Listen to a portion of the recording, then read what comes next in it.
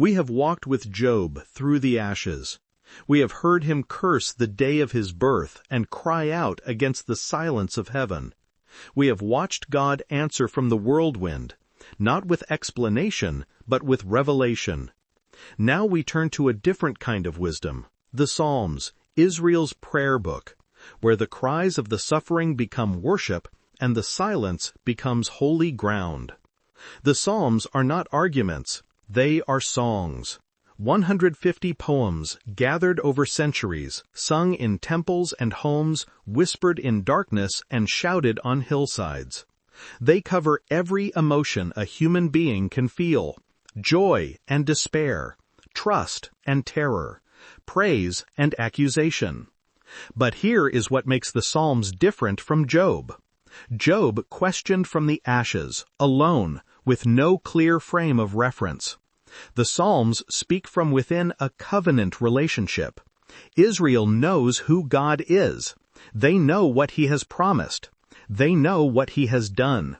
And it is precisely this knowledge that gives them permission to complain. The Psalms are embedded in Torah piety, in the shared liturgical life of a community that has walked with God through exodus and exile. When the psalmist cries out, they cry out to a God who has already revealed Himself, who has already made promises, who has already acted in history. Lament is not the cry of strangers. It is the cry of those who expected more because they were promised more. But nearly 1/3 of them are laments. This is where grief becomes prayer. Imagine a figure alone at night. The city sleeps, the stars are cold, and from somewhere in the darkness a voice rises. My God, why have you forsaken me? Why are you so far from saving me, so far from my cries of anguish? My God, I cry out by day, but you do not answer, by night, but I find no rest. This is Psalm 22. It does not begin with praise. It begins with absence. The voice does not pretend to be fine. It does not mask its fear with spiritual language. It accuses God of abandonment. Yet you are enthroned as the Holy One. You are the one Israel praises. In you our ancestors put their trust. They trusted, and you delivered them. To you they cried out and were saved. In you they trusted and were not put to shame. The psalm looks back at history. God delivered before. God answered before. But now? This is the logic of covenant complaint. Because God has acted, He can be reminded. Because He has promised, He can be held to account. The psalmist is not begging a stranger for mercy. He is appealing to a partner who has made commitments. But I am a worm and not a man, scorned by everyone, despised by the people. All who see me mock me. They hurl insults, shaking their heads. He trusts in the Lord, they say. Let the Lord rescue him. Let Him deliver him, since He delights in him. The suffering is not only physical, it is social. The one who prays is mocked precisely because of their faith. If God loved you, why would this happen? This is the cruelty of religious logic turned against the sufferer. Do not be far from me, for trouble is near, and there is no one to help.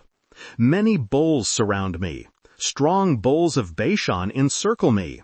Roaring lions that tear their prey open their mouths wide against me. The imagery is violent. The world has become predatory. The one who prays feels hunted. I am poured out like water, and all my bones are out of joint. My heart has turned to wax. It has melted within me. My mouth is dried up like a potsherd, and my tongue sticks to the roof of my mouth.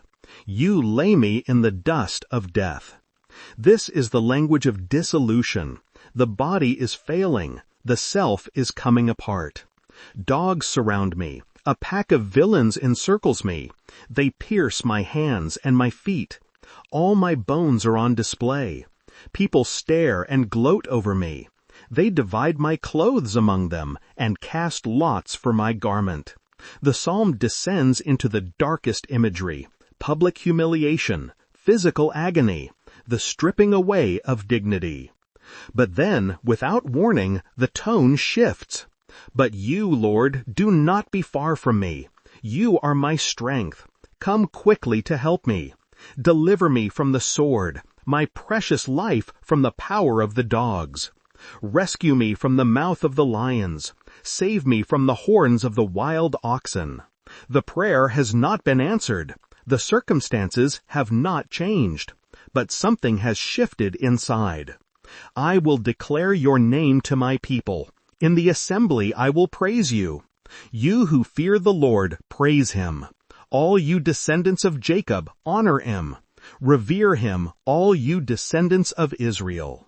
The psalmist begins to praise before deliverance comes.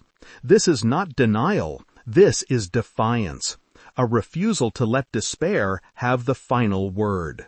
For he has not despised or scorned the suffering of the afflicted one. He has not hidden his face from him, but has listened to his cry for help. The psalm ends with vision, future generations praising, the poor eating and being satisfied, the ends of the earth turning to the Lord. Posterity will serve him. Future generations will be told about the Lord.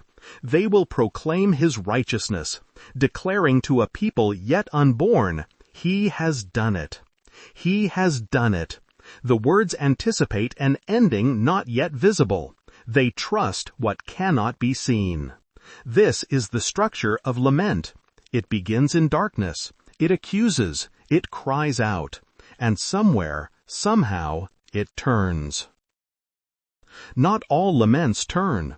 Psalm 88 is the darkest poem in the entire collection. It begins in despair and ends in despair.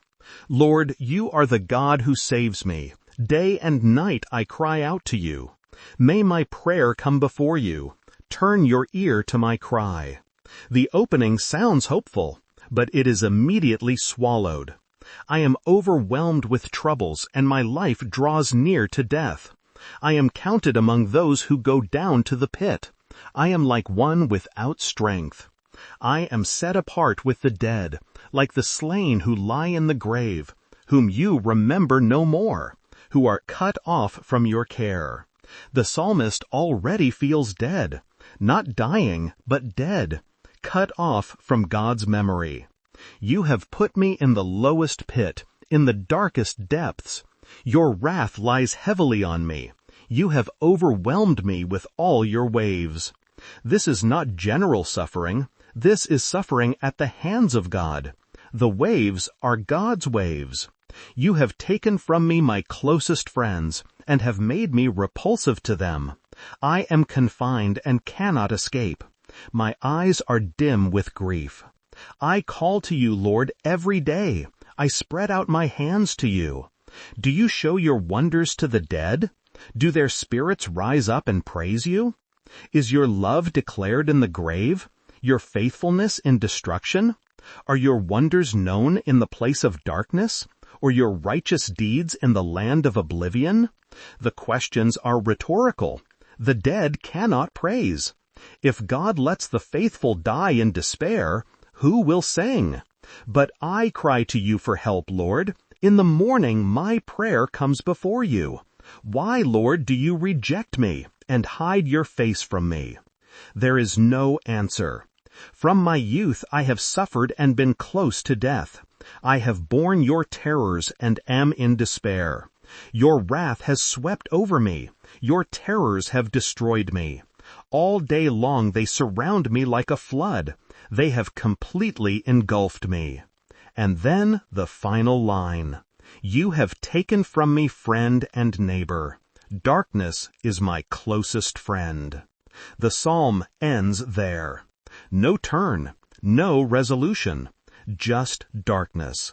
This psalm is in the Bible. It has not been edited out, softened, or explained away. Lament is allowed. Despair is allowed. The Bible makes room for the prayers that do not turn. And yet, even in the darkness, the psalmist is still speaking to God. still addressing the one who seems absent. The relationship is strained, agonized, almost unbearable, but it is not severed. Sometimes faith looks like screaming into the void.